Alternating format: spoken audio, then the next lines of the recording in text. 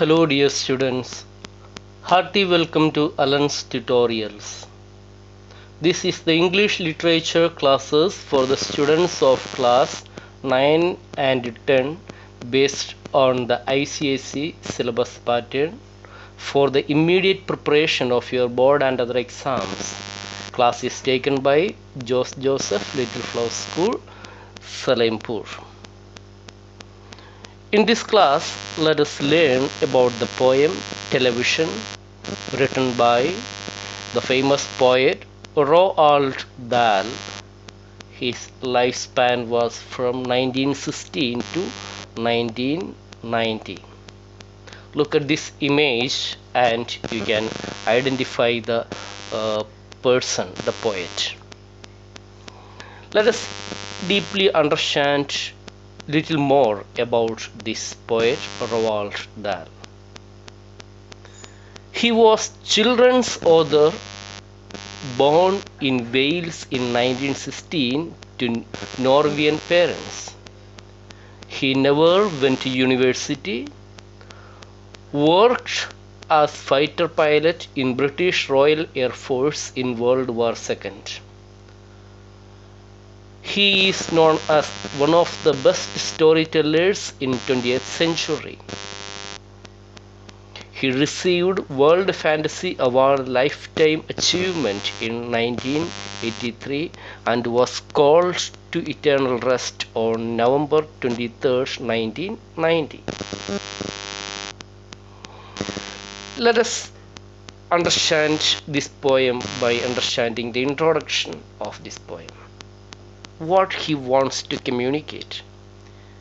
Television is a poem that represents television as an idiot box and makes people aware of the ill effects of children's mental growth and imagination. He focuses on goodness of reading books.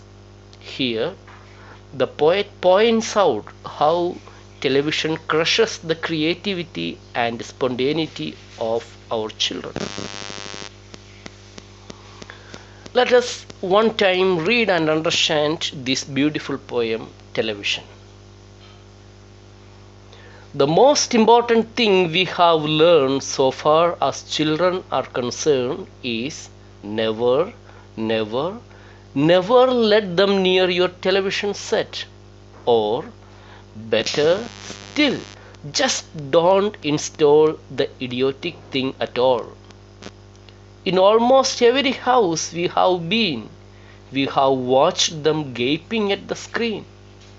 They loll and slope and long about and stare until their eyes pop out. Last week, in someone's place, we saw a dozen eyeballs on the floor.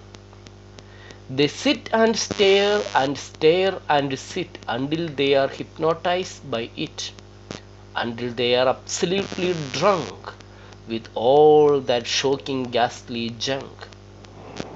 Oh yes, we know it keeps them still. They don't climb out the windowsill. They never fight or kick or punch. They leave you free to cook the lunch and wash the dishes in the sink. But did you ever stop to think, to wonder just exactly what this does to your beloved, to it? It rots the sense in the head. It kills imagination dead. It clogs and clutters up the mind. It makes a child so dull and blind he can no longer understand a fantasy, a fairy land. His brain becomes as soft as cheese. His powers of thinking rust and freeze. He cannot think. He only says, "All right, you will cry. All right, you will say. But if we take the set away, what shall we do to entertain our darling children? Please explain." We will answer this by asking you, what used the darling ones to do?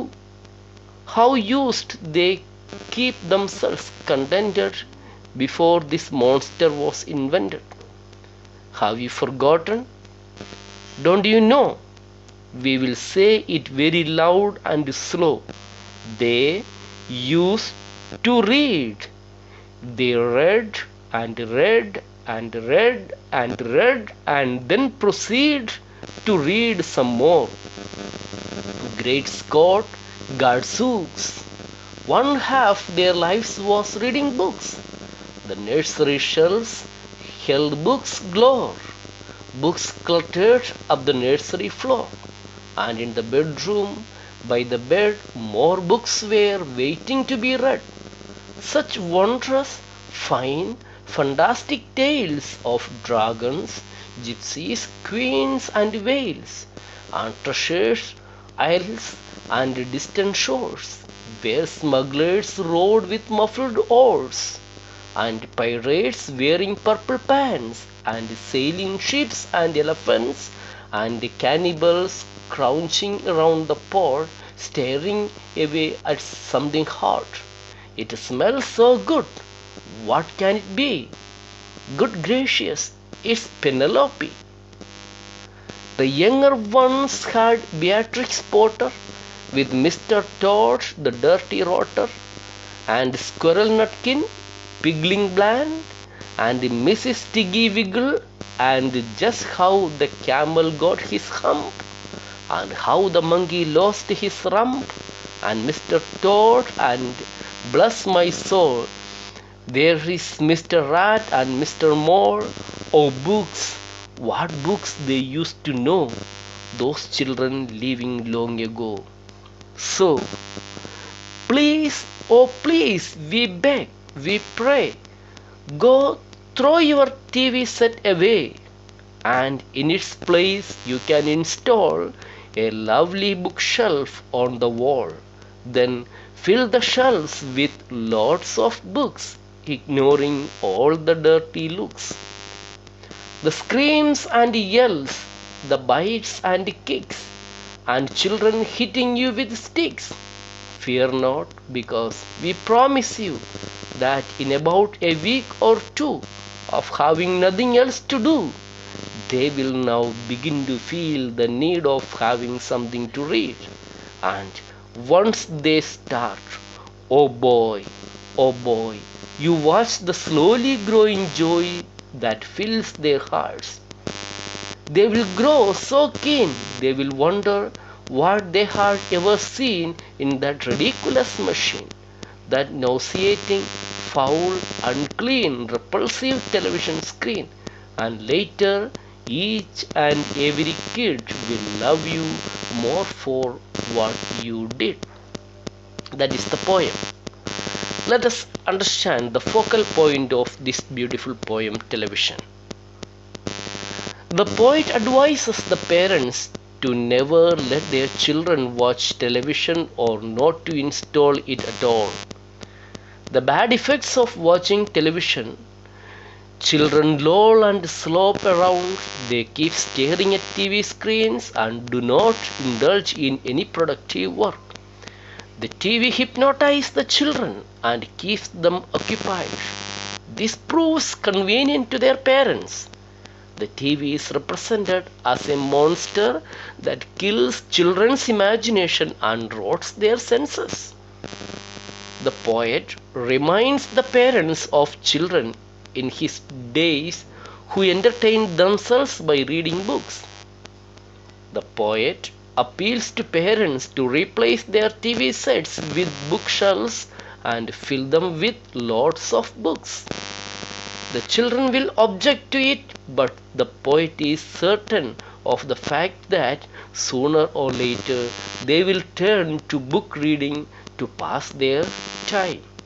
This journey of reading books that they will embark upon will be never ending and full of joy. The children will finally thank their parents for this beautiful deed.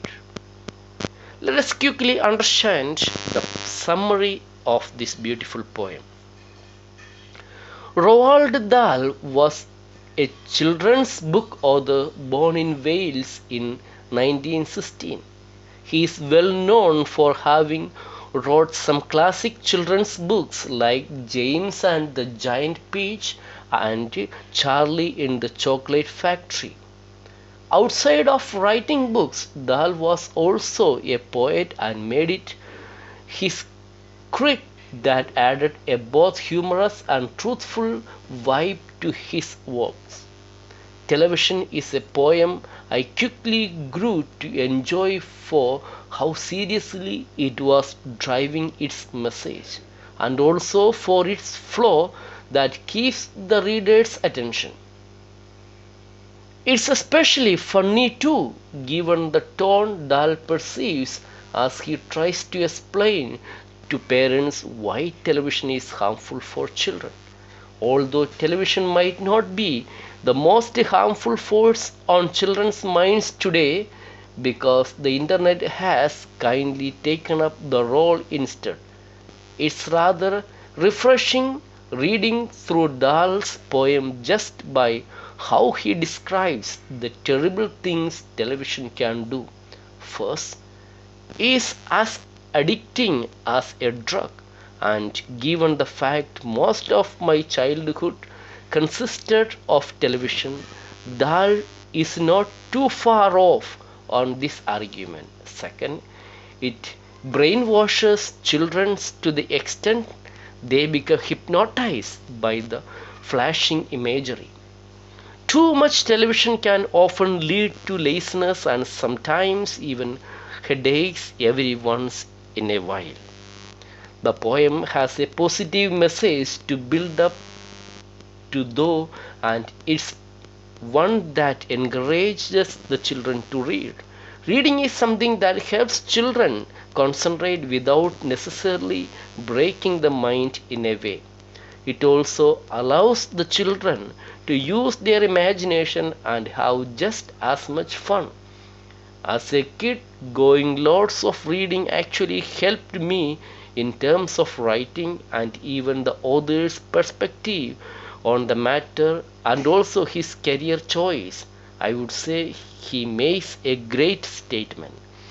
He was born at a time where television was non existent, and in turn, he still found ways of being entertained without relying on technology. That was the summary. Now, I would like to present before you some of the images of this poetry. Look at these two images. How seriously our children are, these children are watching the television screen.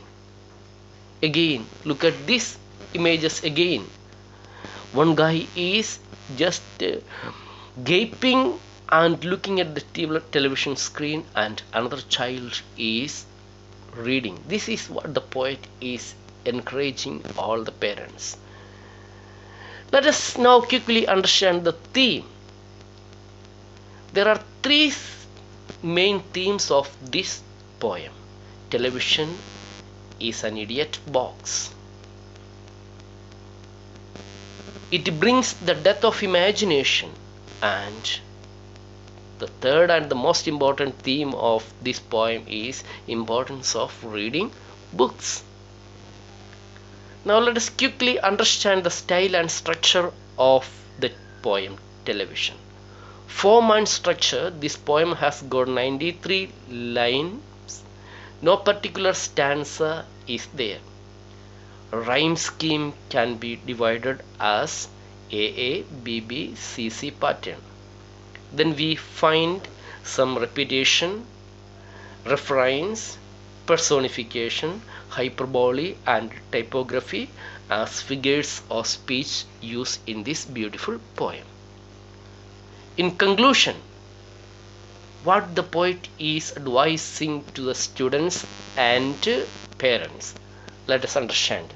The poem Television by famous children's fiction author Roald Dahl goes on to explain that the television is a hypnotizer which dulls the imagination of children by all the filth it telecasts. According to Dahl, children who watch the television just constantly stare at the screen bedazzled by the shows which completely control their minds, so much so that